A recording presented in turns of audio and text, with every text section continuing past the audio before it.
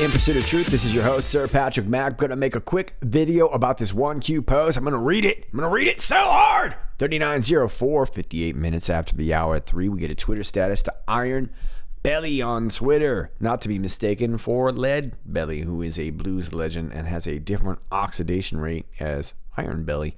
RIP, Federal Reserve. This is huge. This scheme essentially merges the Fed and Treasury into one organization. So meet your new Fed chairman, Donald J. Trump. Now, I have to say this is very intriguing. I am not much of a money guy, so I do want to see how this plays out, and I do want to take a lot more opinions. And this is one of them. I want to point that out. This is a Bloomberg opinion piece from Yahoo.com.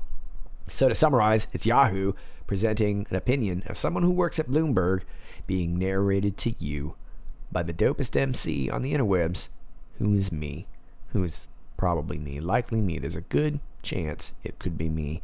The economic debate of the day centers on whether the cure of an economic shutdown is worse than the disease of the virus. Similarly, we need to ask if the cure of the Federal Reserve getting so deeply into corporate bonds, asset-backed securities, commercial paper, and exchange-traded funds is worse than the disease seizing financial markets. It may be. In just these past few weeks, the Fed has cut rates by 150 basis points to near zero and run through its entire 2008 crisis handbook. That wasn't enough to calm markets, though, so the central bank also announced $1 trillion a day in repurchase agreements, an unlimited quantitative easing, which includes a hard-to-understand $625 billion of bond buying a week going forward. At this rate, the Fed will own 2/3 of the Treasury market in a year. Okay, so this sounds like a real nice power grab for the Fed, right? Rich taken from the other rich, I guess. So they go on to talk about some of the bonds that they're buying up here. To put it bluntly, the Fed isn't allowed to do any of this. The central bank is only allowed to purchase or lend against securities that have government guarantee. This includes Treasury securities, agency mortgage-backed securities, and the debt issued by Fannie Mae and Freddie Mac. How come they always have to have a middle name? Fannie Mae, Freddie Mac. Maybe I could have an agency. Patrick Mac Mortgage. An argument can be made that also include municipal securities, but nothing in the laundry list above. So how can they do this? The Fed will finance a special purpose vehicle for each acronym to conduct these operations. Good, we need acronyms.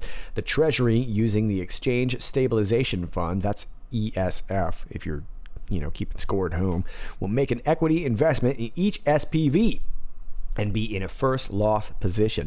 What does this mean? In essence, the Treasury, not the Fed, is buying all these securities and backstopping of loans. The Fed is acting as banker and providing financing. The Fed hired BlackRock Incorporated to purchase these securities and handle the administration of the SPVs on behalf of the owner, the Treasury. In other words, the federal government is nationalizing large swaths of the financial markets. The Fed is providing the money to do it. BlackRock will be doing the trades. This scheme essentially merges the Fed and Treasury into one organization, so meet your new Fed chairman, Donald J. Trump. All right, let me take you all the way down here.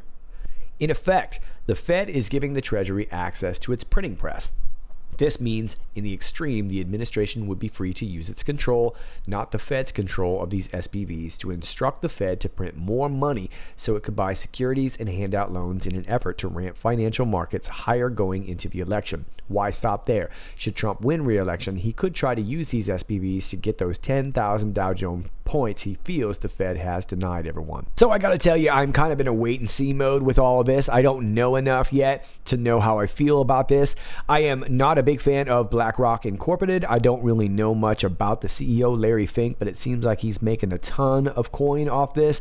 So I'm not really yet sure what to think, but I also understand that this is a very, very complex situation And we're dealing with a lot of personalities here.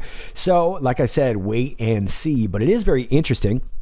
And it does seem like the Fed is getting squeezed a lot, putting a lot of pressure on them to do something or make a move. And this might be a very good step towards nationalizing the Fed, which at least for me would be a lot better than having a private bank loan us our money at an interest we could never possibly pay back, which is simply debt slavery. But that's just my humble opinion from somebody who doesn't know much about economics. But we've heard about this structure before in post 1194 from the 20th of April 2018, where Q was answering an anon talking about the Federal Reserve ending, and Q had just simply said structure, which I think is more realistic. But it is interesting that this Q&A happened on the 20th of April, so 2 years ago.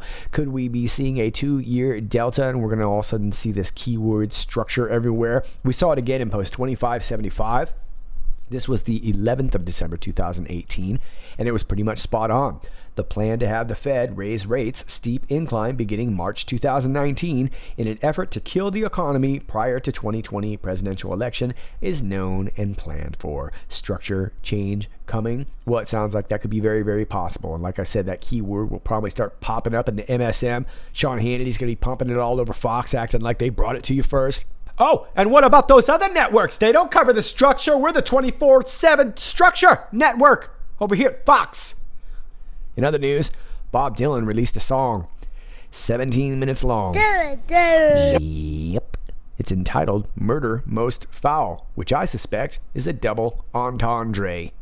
That's French for that's got two meanings, Yankee.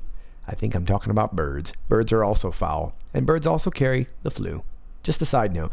Anyway, this is 17 minutes of crap, and I love Bob Dylan, and I'm telling you, this is 17 minutes of crap.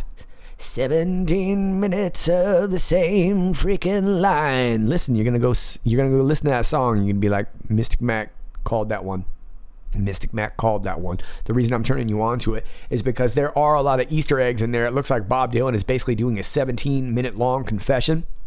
I haven't really listened to it again because it was trashed the first time, but I am going to listen to it at some point and try and pick apart some of the lyrics there because I do think it was significant. But if you want to check it out, it is on YouTube. It's entitled Bob Dylan, Murder Most Foul, and you can let me know what you think because we'll probably be talking about it sometime in the near future. Sometime in the near future, we'll be talking about this song. And I'm going to leave you with that and go back to my other video that I'm getting ready for you as soon as I can get it out, as soon as I can get working on it. As always, if you like this video, please click like, share, and subscribe. Thanks to all of you who do that already. My alternate links are down below, and you know how to do it. If you got info, email me. If you want to send me something old school, P.O. Box me. That's down below too. And if you want to support my channel, my Patreon is linked down below. It's all down below, and I'll see you next time. This is Sir Patrick Mack. Stay pursued.